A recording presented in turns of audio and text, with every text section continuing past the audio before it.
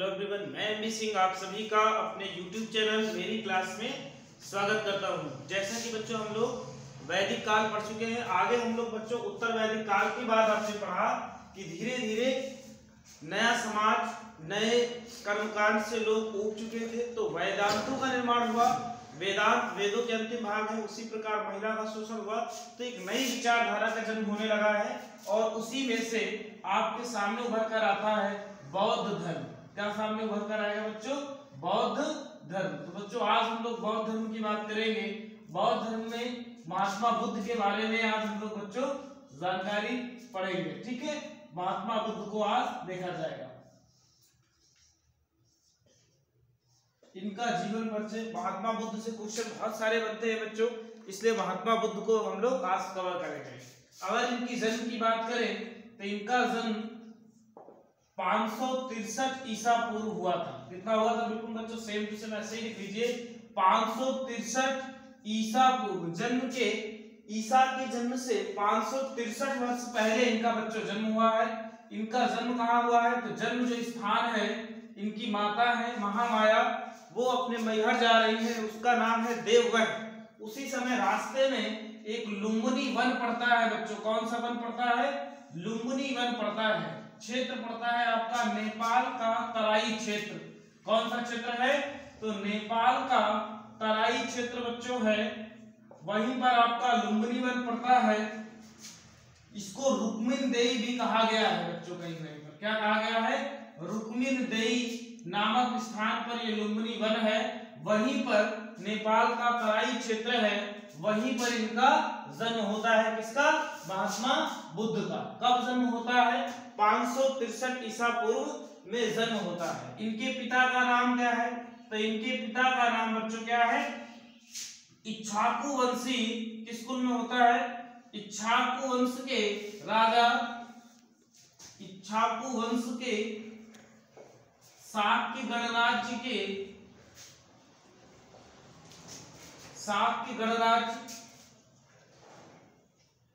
कपिलवस्तु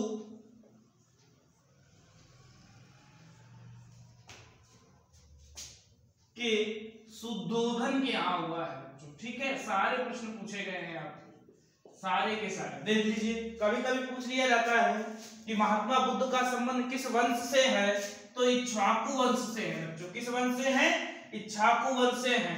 किस गणराज्य के हैं? तो शाक्य गणराज्य के कपिलवस्तु के राजा शुद्धोधन के यहाँ इनका जन्म हुआ है। किसके यहाँ जन्म हुआ है बच्चों? शुद्धोधन के यहाँ इनका जन्म होता है। ठीक है, माता की अगर हम बात करें कि इनकी माता का नाम क्या है बच्चों? तो इनकी माता का नाम महामाया है। क्या नाम है? महामाया इनकी माता का नाम था। ठीक है, ये कोलीय गणराज्य की है। कहाँ की है बच्चों ये? तो इनका संबंध कोलीय गणराज्य से है। ठीक है, ये भी याद रखिएगा। माता किस राजवंश की है? तो कोलीय गणराज्य से इनकी माता का संबंध है। ठीक है, तो माता का नाम बच्चों महामाया, कोलीय गणराज्य की है। पिता इक्ष्वाकु वंश के शाक्य कुल के कपिलवस्तु के राजा शुद्धोधन है। और अगर इनकी गोत्र की बात करें जाए, महात्मा बुद्ध का गोत्र कौन सा है? तो इनका बच्चों गोत्र जो है, इनका जो बच्चों गोत्र है वो गौतम गोत्र है। कौन सा गोत्र है? गौतम गोत्र के ये राजा हैं। इसी कारण इनको बाद में गौतम बुद्ध भी कहा जाता है। तो बच्चों इनका गोत्र कौन सा है? गौतम है। ये गौतम जो बच्चों शाखा है, ये आपको उत्तर प्रदेश में देखने को मिलती है। फतेहपुर जिले के आसपास, रायबरेली के आसपास आपको ये मिलती है। ठीक है, तो ये गौतम इनका गोत्र है, इसीलिए इनको गौतम बुद्ध भी कहीं कहीं पर कहा जाता है। इनका जन्म 563 ईसा पूर्व। एक बार वापस आइए, इनकी माता का नाम बच्चों क्या है? महामाया है। किस गणराज्य की है? तो कोलीय गणराज्य की है। पिता किस गणराज्य के हैं? तो शाक्य गणराज्य के हैं। कहाँ के राजा हैं? तो कपिलवस्तु के राजा हैं। इनकी जो माता है महामाया, ये देवगढ़ एक स्थान है जो उनका मायका है, वहां पर जा रही है। तो रास्ते में ही नेपाल का एक तराई क्षेत्र है रुक्मिणदेई, वहां पर एक वन पड़ता है लुम्बिनी वन। वहीं पर प्रसव पीड़ा के दौरान इनका जन्म होता है 563 ईसा पूर्व, यानी ईसा के जन्म से 563 ईसा वर्ष पहले इनका जन्म होता है। ठीक है, कहा जाता है बच्चों कि जन्म के 7वें दिन या 7 दिन बाद इनकी माता का निधन हो जाता है। कितने दिन बाद माता का निधन बच्चों हो गया? जन्म के 7 दिन बाद इनकी माता का निधन हो जाता है। महामाया का क्या हो जाता है? निधन हो जाता है। तब इनका पालन पोषण कौन करेगा? तो इनका पालन पोषण महामाया की सगी बहन है, महामाया की सगी बहन है प्रजापति गौतमी। क्या नाम बच्चों उनका? प्रजापति गौतमी नाम है। उन्होंने इनका पालन पोषण किया था। कौन पालन पोषण कर रहा है बच्चों? तो प्रजापति गौतमी जो है इनका पालन पोषण कर रही हैं। किसका? सिद्धार्थ का। इनके बचपन का नाम क्या रखा गया था बच्चों? सिद्धार्थ रखा गया था। और यही कारण है कि इनके पिता ने फिर क्या किया? प्रजापति जो इनकी मौसी है, बाद में इनसे विवाह कर लिया था। किसने? शुद्धोधन ने। इन्होंने ही इनका पालन पोषण किया था। ठीक है, मौसी को याद रखिएगा, इसको विमाता कहा जाता है, जो सौतेली माता होती है, परंतु ये इनकी मौसी थी और इन्होंने ही इनका पालन पोषण करना शुरू कर दिया और बाद में इनके पिता ने इनसे विवाह कर लिया था पालन पोषण करने के कारण। ठीक है, तो ये भी आपको याद रखिएगा। ठीक है, अब इनका जन्म जब हो गया तो इनका नाम रखा गया बच्चों। क्या रखा गया? नामकरण किया गया। 7वें दिन इनका नामकरण होता है और इसका नाम सिद्धार्थ रखा जाता है। क्या रखा जाता है? इस बालक का जो अभी बाद में महात्मा बुद्ध के नाम से जाना जाएगा, सिद्धार्थ रखा गया है। सिद्धार्थ का मतलब होता है जो सिद्धि को प्राप्त करे, सिद्धि को अर्जित करे, उसका अर्थ होता है बच्चों सिद्धार्थ। तो इसका नाम क्या रखा गया? सिद्धार्थ। कहते हैं जब इनका जन्म हुआ तभी एक ब्राह्मण थे सदा असित या सदा असित ने उसी समय ये घोषणा की कि यह बालक बहुत चक्रवर्ती सम्राट बनेगा या बहुत बड़ा संत बनेगा। उस समय की घोषणा है। जब इनका नामकरण हो गया 7वें दिन, अगले दिन 8वें दिन 8 ब्राह्मण आए थे। 8 ब्राह्मणों को बुलाया गया था इनकी भविष्यवाणी के लिए। तो 8 ब्राह्मणों ने ये भविष्यवाणी की कि यह या तो एक बहुत चक्रवर्ती सम्राट बनेगा जो पूरी दुनिया में राज करेगा, या फिर एक बहुत बड़ा संत बनेगा। ऐसी घोषणा इन संतों के द्वारा भविष्यवाणी की गई थी। उसी भविष्यवाणीकर्ता में एक ज्योतिषी कौंडिन्य भी है। इसका नाम अभी आगे आएगा, इसलिए आप इसको याद रखिएगा, कौंडिन्य को। ठीक है बच्चों, कौन था? कौंडिन्य था। ठीक है, अभी आगे इसका नाम बच्चों आएगा। ठीक है, कौंडिन्य का यहां पर लिख लीजिए।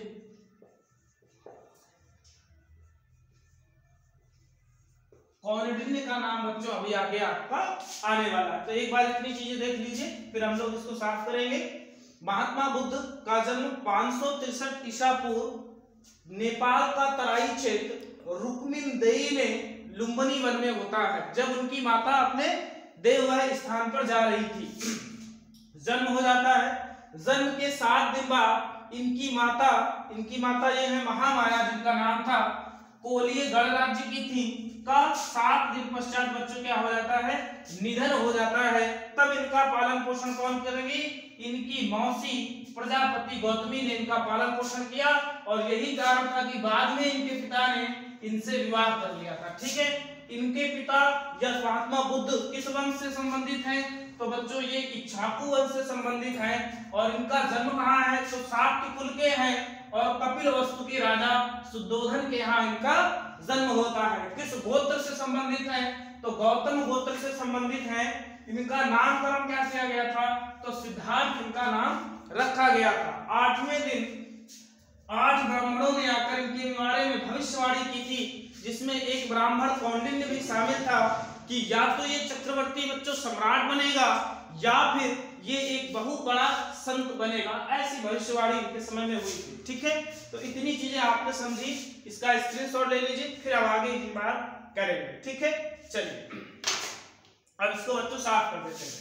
ठीक है, चलो महात्मा बुद्ध के बारे में आपने इतना सीख लिया, जन्म हो गया। चलिए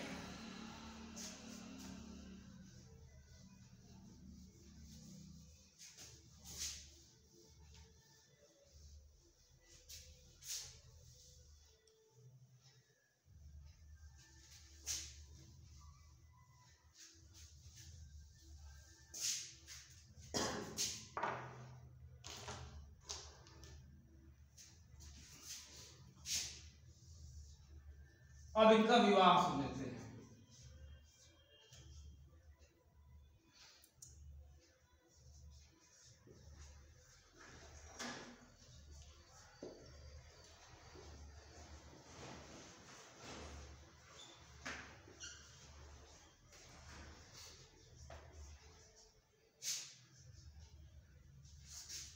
बच्चों को स्थिति आने वाली है। तो जब ये घोषणा हुई और ये पता चल गया शुद्धोधन को कि ये एक संत भी बन सकता है, तब महात्मा बुद्ध के जो पिता है शुद्धोधन, उन्होंने कहा कोई उपाय नहीं है इसको रोकने का कि ये संत ना बने। तब बहुत सारे ऋषियों ने उसको बताया, भविष्यवाणी करता जो कौंडिन्य है उसने बताया, एक ऋषि और आएंगे उनका नाम कालदेव है, वो भी ज्योतिषाचार्य है, जैसे कि आपने पढ़ा श्रद्धा अस्तित्व है। तो कई ब्राह्मण हैं, उन्हीं में से कुछ लोग ये बताते हैं कि यदि ये दुख को ना देखें तो फिर ये दुख अगर नहीं देखेंगे तो ये संत नहीं बनेंगे, इनको दुख से दूर रखा जाए। तो जो इनके पिता है राजा है, बहुत बड़े राजा है, उस समय के प्रसिद्ध राजा है भारत के, तो उन्होंने ऐसी व्यवस्था की है कि महात्मा बुद्ध कभी दुख ना देख पाए। क्या ना देख पाए? दुख ना देख पाए। बचपन से ही कहा जाता है कि महात्मा जो बुद्ध है कैसे हैं? बड़े करुणाशील हैं। कैसे हैं? करुणाशील व्यक्ति हैं। इसके कई उदाहरण मिलते हैं, जिनमें से एक कहानी आप सुन लीजिए। कहा जाता है इनके जैसा रथकार यानी रथ चलाने वाला, घुड़दौड़ यानी घुड़सवारी करने वाला, तलवारबाजी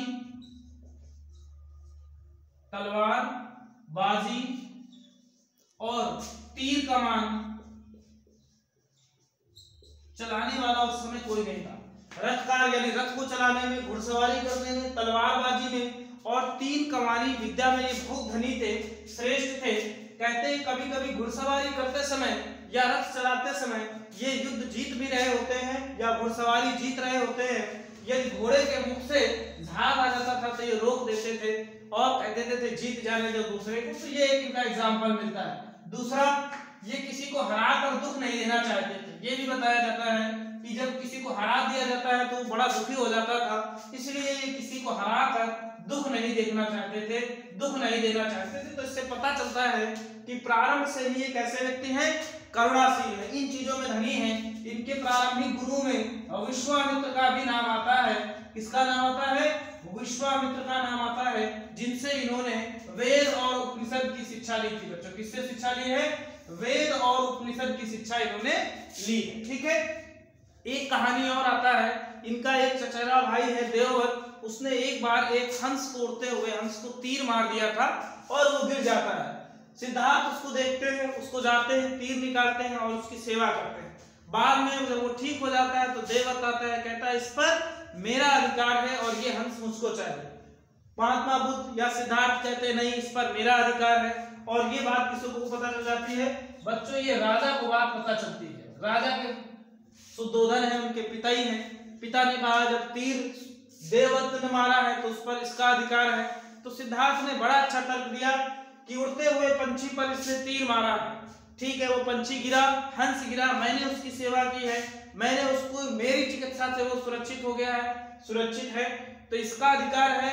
जो मारने वाले का कि बचाने वाले का अधिकार बड़ा होगा। इससे शुद्धोधन बड़े प्रसिद्ध होते हैं, प्रसन्न हो जाते हैं और किसका अधिकार घोषित कर देते हैं? महात्मा बुद्ध का। तो इससे ये पता चलता है कि प्रारंभ से ही ये कैसे हैं?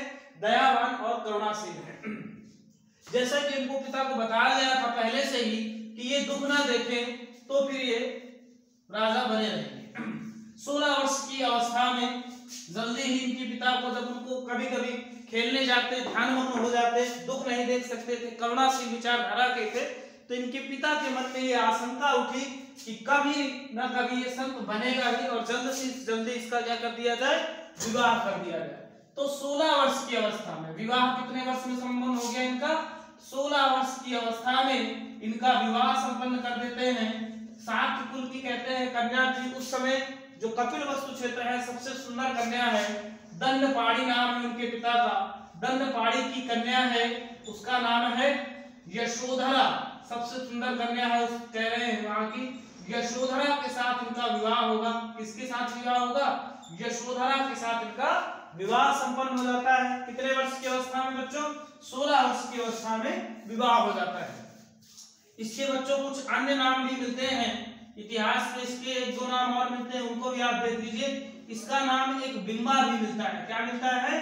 बिंबा या समुद्र का भी नाम इनका मिलता है। ठीक है, बिंबा या समुद्र का नाम भी बच्चों इनका मिलता है। तो ये भी आपको याद रखना है। कहीं कहीं इनको गोपा भी कहा गया है। ठीक है, तो ये इनके नाम है जो आपको याद करने पड़ेंगे। किसके नाम है? यशोधरा के किस कुल की है? शाक्य कुल की है। इनके पिता का नाम क्या है? तो बच्चों दंडपाणी है। इनसे इनका विवाह हो जाता है। कहते हैं विवाह के पश्चात इनके पिता जो है बच्चों शुद्धोधन है, इन्होंने 3 ऋतुओं के हिसाब से 3 महलों का निर्माण करवाया था। 3 ऋतुओं के हिसाब से महल बनवाए थे। सारे वैभव के संसाधन वहां पर जुटाए गए। नाच गाने का कार्यक्रम आयोजित किया गया, जिससे ये बाहर की दुनिया से दूर रहे और वहां पर भोग विलास की दुनिया में मस्त रहे। इसका सारा प्रबंध किसने कर दिया था? इनके पिता शुद्धोधन ने कर रखा था। दासियों के ढेर लगा रखे थे, ऐसा कहा जाता है।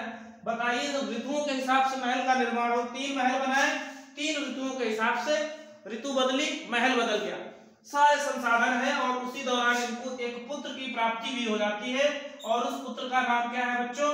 राहुल रखा जाता है। क्या रखा जाता है? राहुल जब रखा जाता है, इससे इनके पिता बहुत प्रसन्न होते हैं। किसके? राहुल के पिता नहीं, राहुल के पिता है सिद्धार्थ, और सिद्धार्थ के पिता शुद्धोधन, यानी महात्मा बुद्ध के जो पिता है सिद्धार्थ अभी इनका नाम है। इनके पिता शुद्धोधन बहुत प्रसन्न होते हैं कि चलो कम से कम कुल को चलाने वाला एक बालक आ गया है। और राहुल और भक्त वो इंतजाम करते हैं इसके, जब नामकरण होता है इसका तो बहुत बड़ा इंतजाम किया गया होता है, वैभव एकदम विशाल।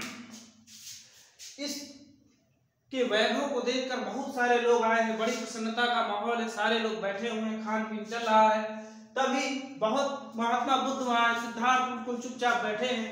एक व्यक्ति जाते हैं वहां पर, कहते हैं क्या बात है, आपके पुत्र का आज नामकरण है, सारे लोग आपके जय जयकार कर रहे हैं, आपके वैभव की बात कर रहे हैं और आप बड़े चिंतितशील हैं। तब उनके मुख से अनायास ही एक शब्द निकलता है, मेरे जीवन की एक बंधन की कड़ी है। क्या है? बंधन की एक नई कड़ी है। इनके मुख से क्या निकलता है? राहुल जब नाम रखा जाता है तो कहा राहुल आपके पुत्र का नाम रखा गया है और आप बड़े चिंतनशील है। तो उन्होंने कहा बंधन की एक नई कड़ी मुझसे जुड़ गई है। तो कुछ लोग इसीलिए कहते हैं कि राहुल शब्द का मतलब क्या होता है? बंधन होता है। तो बंधन मतलब नहीं है। उन्होंने ये कहा था जब उनके पुत्र की सूचना दी गई है कि नाम है उसका राहुल, तब उन्होंने कहा कि बंधन की एक नई कड़ी, मतलब अभी एक पत्नी की कड़ी थी, पिता की है, माता की है, और एक नई कड़ी उनके साथ जुड़ गई, किसकी? पुत्र की। तो उन्होंने कहा बंधन की एक नई कड़ी जुड़ गई है। अब थोड़ी सी बात कर ले, उनका प्रिय घोड़ा था एक, जिसका नाम क्या था बच्चों? सारथी है। और फिर ग्रह त्याग की घटना है, ये भी बच्चों को पूछे जाते हैं, इसकी हम लोग बात करेंगे। प्रिय घोड़ा कहीं कहीं पर कंठक मिलता है बच्चों, और कहीं कहीं पर कत्थक भी मिल जाता है। वो एक ही बात है, क्या क्या मिलता है सोच लीजिए, देख लीजिए। कहीं कहीं कंठक, कहीं कहीं कंठक और कहीं कहीं कत्थक, वो उनके प्रिय घोड़े का नाम है। सारथी जो है उसका बच्चा क्या नाम है? चन्ना नाम है। सारथी का नाम क्या है? चन्ना। ये सब घटना होती है। फिर अचानक एक दिन वो जंगल की सैर पर निकल जाते हैं, क्योंकि पहले से ही कहा गया था कि दुख न देखा जाए, तो पुत्र प्राप्ति तक बहुत ध्यान रखा जाता था कि जब भी ये बाहर निकले तो जो रोगी हो, वृद्ध हो, कमजोर व्यक्ति हो, दुखी हो, उनको उस समय सैनिक क्या करते थे? बाहर कर देते थे। उसी तरह से आप समझिए, जब राष्ट्रपति को, प्रधानमंत्री को या मुख्यमंत्री को किसी मार्ग से गुजरना हो तो मार्ग की सफाई कर देते हैं। जहां पर आना होता है, गंदगी होती है, वहां पर क्या लगा दिया जाता है? सीलिंग लगा दी जाती है। आप देखते हैं कितनी सजावट हो जाती है कि मुख्यमंत्री को ये दिखाई ना दे। वैसे ही हाल कहा महात्मा बुद्ध का है। जब वो राज्य भ्रमण के लिए निकलते हैं तो पहले से ही सिपाही क्या कर देते हैं? आसपास की सफाई कर देते हैं। सब प्रसन्नशील दिखाई देता है और दुख नहीं देख पाता। अभी क्योंकि सारे लोग व्यस्त है, पुत्र हो गया है, अब इस पर किसी की नजर नहीं है, तब महात्मा बुद्ध निकलते हैं। कहां पर? जंगल की सैर पर, वन की ओर निकलते हैं। और निकलते ही रास्ते में क्या देखते हैं? ग्रह त्याग मार्ग में होगा बच्चों। घर से निकलते ही क्या देखा उन्होंने? ये देख लीजिए, एक वृद्ध व्यक्ति को देखते हैं। किसको देखते हैं? सबसे पहले फर्स्ट जो इनका सीन है, वृद्ध व्यक्ति को देखते हैं। एक बड़ा दुबला पतला व्यक्ति है, उसके हाथ शिथिल हो गए हैं, बाल सफेद हो गए हैं, दांत नहीं है, चल नहीं पा रहा है, करा रहा है। ऐसे वृद्ध व्यक्ति को देखकर उनका मन बड़ा विचलित हो गया है। कि ये किस प्रकार का व्यक्ति है। चन्ना कहता है हर व्यक्ति एक बार ऐसी अवस्था में आएगा। उन्होंने क्या कहा, मैं भी कभी इस अवस्था को प्राप्त करूंगा। कहा निश्चित रूप से मैं, तुम अपने घोड़े के बारे में पूछते हैं जो उनका प्रिय घोड़ा है। कहा निश्चित रूप से एक अवस्था ऐसी इसकी भी आएगी। बड़ा विचलित हो जाते हैं और वहां से वापस लौट आते हैं जब वृद्ध व्यक्ति को देखते हैं। ठीक है, तो ये पहला दृश्य था जो उनको विचलित कर देता है। कुछ समय पश्चात फिर से निकलते हैं और दूसरी बार वो रोगी व्यक्ति को देखते हैं। किसको देखते हैं बच्चों? इस बार एक रोगी व्यक्ति को देखते हैं। चेहरा पीला पड़ गया है, दुबला है, दर्द से करा रहा है, उसके बाह बिल्कुल नीचे पड़ गए हैं, चल नहीं पा रहा है। कई लोग उसको सहारा दे रहे हैं, रोता हुआ जा रहा है। उसकी हालत देखकर वो बड़ा विचलित हो जाते हैं। ऐसा दृश्य जिसने पहली बार कभी देखा ही नहीं था, उसके हृदय की कठिनाई तो बहुत बड़ी होगी। जब रोगी व्यक्ति को देखता है फिर से बहुत विचलित हो जाते हैं और वापस आ जाते हैं। कुछ समय बाद फिर निकलते हैं, चन्ना से कहते हैं चलो घूमने के लिए। इस बार जब निकलते हैं तो देखते हैं कि एक वृद्ध व्यक्ति शव दिखाई देता है। क्या देखते हैं बच्चों? इस बार बच्चों वो शव देखते हैं और देख रहे हैं कि एक शव को कंधे में रखे हुए रोते हुए लोग जा रहे हैं। कुछ लोग अपना सिर पीट रहे हैं, कुछ लोग चिल्ला रहे हैं, कुछ लोग रास्ते में ही बैठ गए हैं, विचलित हो गए हैं, शरीर चल नहीं पा रहा है। और उसको इस तरह का जब दृश्य देखते हैं तो फिर से बड़ी विचलित अवस्था हो जाती है और फिर से लौट आते हैं।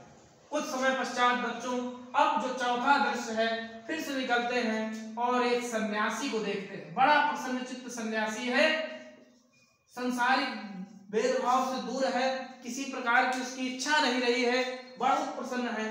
कहते हैं ये आदमी बहुत प्रसन्न है, इसको किसी प्रकार का दुख नहीं है। बोले ये सन्यासी है, न परिवार है न कुछ है। वहीं से उनके मन में एक भावना जागती है बच्चों, घर त्याग की, विचलन की। और फिर उसके कुछ ही समय पश्चात 29 वर्ष की अवस्था प्राप्त कर ली है। 16 वर्ष में विवाह है, कुछ बच्चे हुए, ये सारा घटनाक्रम होते होते 29 वर्ष की अवस्था आ गई है। 29 वर्ष की अवस्था में रात्रि में बिना बताए किसी को चुपचाप गृह त्याग देते हैं बच्चों। तभी इनका छोटा सा बालक है, कह रहे हैं तब वो दूध ही पीता था, दो मुआ बालक छोड़कर अपनी पत्नी को बिना बताए वो निकल जाते हैं वहां से। ये घटना गृह त्याग की घटना महाभिनिष्क्रमण कहलाती है बच्चों। क्या कहलाती है? इस घटना को महाभिनिष्क्रमण के नाम से जाना जाता है। इसके पश्चात बच्चों चले जाते हैं, कहते हैं उनको रुद्रक राम पुत्र मिलते हैं और आलार कलाम नामक 2 व्यक्ति मिलते हैं। दोनों व्यक्तियों से, आलार कलाम से बच्चों सांख्य दर्शन और रुद्रक राम जो पुत्र मिलते हैं जिन्हें दूसरा गुरु माना जाता है, उनसे बच्चों इन्होंने योग दर्शन की शिक्षा ली, लेकिन इससे कुछ प्राप्त नहीं हुआ। आगे चलकर बच्चों ये अनोमा नदी के तट पर पहुंचते हैं। किस नदी के तट पर पहुंचते हैं?